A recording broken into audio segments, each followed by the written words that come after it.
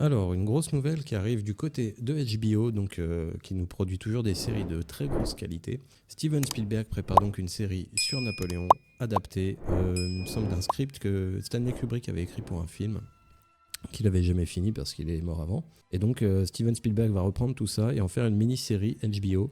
Moi de mon côté je pense que ça promet parce que en général c'est toujours de la qualité les séries HBO et Steven Spielberg en général il fait aussi toujours des films de qualité. Évidemment ça sera le point de vue américain sur les choses, de toute façon on peut pas y échapper malheureusement. Mais ça sera toujours mieux que le film de Ridley Scott. Moi je l'ai vu le film de Ridley Scott, en tout cas je l'ai pas regardé en entier parce que j'ai pas supporté. J'ai pas du tout aimé la façon dont c'était dépeint. J'espère que Spielberg fera mieux. Et donc, on va lire l'article du magazine Les Numériques qui nous en parle et qui nous parle donc de cette série qui devrait arriver bientôt. Steven Spielberg a annoncé le développement d'une série adaptée du film abandonné Napoléon, du non moins mythique réalisateur Stanley Kubrick pour la chaîne HBO. Steven Spielberg, HBO, Napoléon, le genre de mariage qui fait rêver les spectateurs du monde entier, eh bien ne rêvez plus, car le premier vient d'annoncer qu'il adaptera le Napoléon du second sous forme de série pour la chaîne HBO. Napoléon, le plus grand film jamais tourné. C'est à l'occasion d'une conférence de presse à la Berlinale, pas facile à dire, que Steven Spielberg a dévoilé les détails de son prochain projet, une mini-série de 7 épisodes adaptée du film abandonné Napoléon de Stanley Kubrick. Donc, un réalisateur connu, si vous ne le connaissez pas, c'est le réalisateur de 2001, L'Odyssée de l'espace, Shining, ce genre de choses. Moi, mon film préféré de lui, c'est Les Sentiers de la Gloire, que assez peu de gens connaissent finalement. Qui est un excellent film, j'adore. Qui est en noir et blanc par contre. Et donc il va faire ça pour HBO, donc ça peut que être bon. Franchement, j'imagine mal que ça soit raté. Parce que là, je vois que des éléments qui me plaisent. Donc le réalisateur de Jurassic Park et Indiana Jones a ainsi déclaré qu'il était en train de monter une grosse production pour la chaîne nord-américaine. Cette mini-série sera produite par Spielberg lui-même, en coopération avec Christian Kubrick, veuve du réalisateur, et Jeanne ou Yann Harlan, Barry Lyndon, Full Metal Jacket, Eyes Wide Shut. Donc Yann Harlan, j'imagine que c'est un co-réalisateur ou peut-être un scénariste, bref, qui a travaillé déjà sur les grands films de Kubrick. Donc cette adaptation de Napoléon est dans le viseur du réalisateur depuis de nombreuses années et était à l'origine prévue en long métrage. Ok, bah tant mieux en fait. S'il nous fait une mini-série, moi je préfère. Parce qu'on l'a vu sur le Napoléon de Ridley Scott, c'est un peu compliqué, même en format long, même en 3 heures, même en 4 heures. Ce genre de parcours historique est tellement long et tellement dense que à la limite, une série, c'est mieux.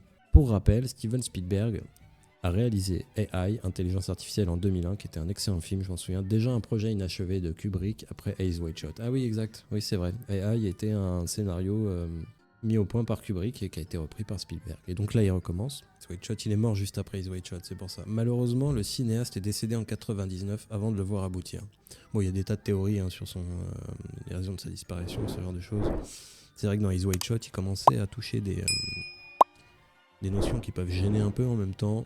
Il en dit pas beaucoup non plus dans le film, donc je sais pas. Mais moi, personnellement, il fait partie de mes réalisateurs favoris.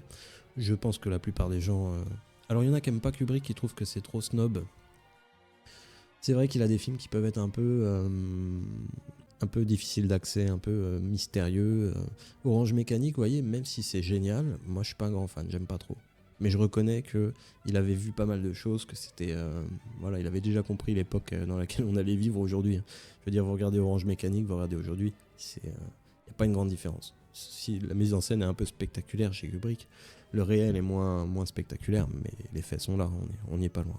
Et donc, Napoléon est sans doute l'un des films abandonnés les plus célèbres de l'histoire du cinéma. Prévu après 2001, l'Odyssée de l'espace en 1968, le long métrage devait être le récit très documenté de la vie de l'empereur. Là, le projet avait été jugé trop coûteux et ambitieux par les studios. C'est vrai que il faut beaucoup de moyens pour faire un film comme ça. Rien qu'en termes de costumes déjà. Stanley Kubrick envisageait alors un tournage dans plusieurs pays du monde et des séquences avec plus de 40 000 figurants. Le cinéaste avait même convaincu l'acteur Jack Nicholson d'incarner le rôle principal. Jack Nicholson en plus, génial quoi. Ça aurait été marrant, Jack Nicholson en Napoléon d'ailleurs, à voir. Pour son Napoléon, Stanley Kubrick avait amassé plus de 800 pages de notes, documents, photos et recherches qui ont finalement fait l'objet d'un ouvrage publié par Taschen. Donc ça, j'ai jamais vu. Et donc on voit déjà des costumes apparemment qui étaient 800 pages de notes. Donc il a commencé à se documenter évidemment sur les costumes, sur les batailles, sur les dates, ce genre de choses. Cette série HBO Napoléon par Steven Spielberg est encore pleinement en pré-production. Ne devrait pas voir le jour avant un moment. Mais le projet semble être en bonne voie et les numériques vous tiendra évidemment informé. Donc moi aussi, hein, c'est un truc que je vais surveiller. Et j'espère que ça va aboutir parce que ça fait un moment qu'on en entend parler quand même. Il n'y a pas de raison. Je pense qu'ils attendent un peu que le truc de Ridley Scott retombe. Parce que si t'en sors dans la foulée, c'est pas terrible. Les gens vont se dire ah, encore du Napoléon. Moi, je sais très bien que ça sera pas du tout la même chose parce que même s'il a fait des très bons films, Ridley Scott, là, je pense que je sais pas, j'ai pas trop aimé ce qu'il a voulu faire avec Napoléon. Même si je peux comprendre, moi j'ai trouvé ça assez insultant pour les Français et assez ridicule en fait dans la façon de nous dépeindre. Donc voilà, donc eux, ils émettent encore des doutes sur la date de sortie, et c'est vrai qu'on n'a pas de date de sortie, on sait qu'ils bossent dessus. Donc moi je suis impatient d'avoir des infos là-dessus, je vous en donnerai évidemment quand ça arrivera. Je vous ai parlé de ça parce que sur ma chaîne je vais pas faire que des sujets politiques, hein. De toute façon on voit que ça tourne en rond en ce moment. Donc moi je vais aborder plein de sujets, des choses qui m'intéressent. En tout cas moi c'est un sujet qui m'intéresse, que je vais suivre et je vous tiendrai au courant s'il y a des évolutions. J'espère que ça va se faire parce que ça promet une bonne série quand même. Voilà, ciao.